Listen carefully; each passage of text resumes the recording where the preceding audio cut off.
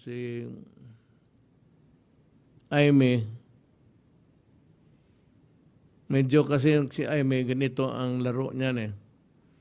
Pinupuntahan niya si Mayor Duterte sa Davao, hoping na kung magtakbo yun, siya ang maging busy.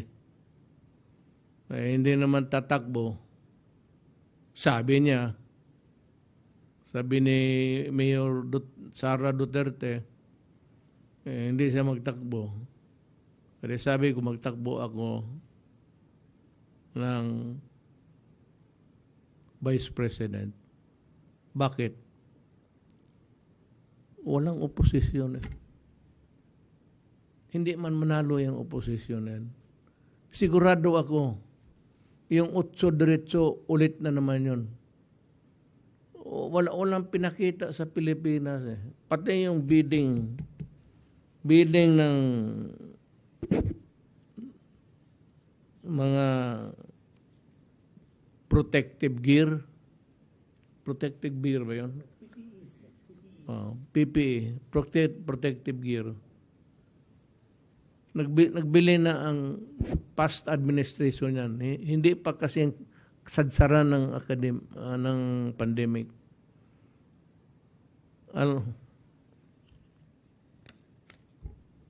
They bought it at 3,000 plus.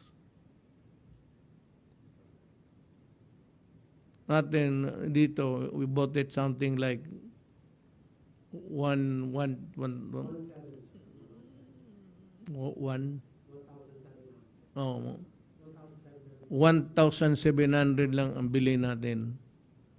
Itong last administration, nandyan yung papel hanggang ngayon, COA.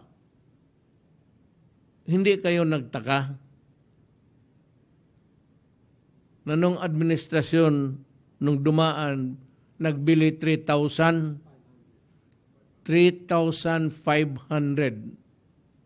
Ito, binili 1,007. Bidding ba?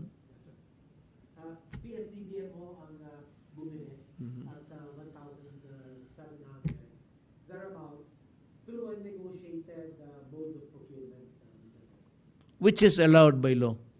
Pagka madalian kasi, yung bidding 30 days, alam mo ito, gagalaw itong gobyerno, ang tagal ng lamesa dadaanan yan.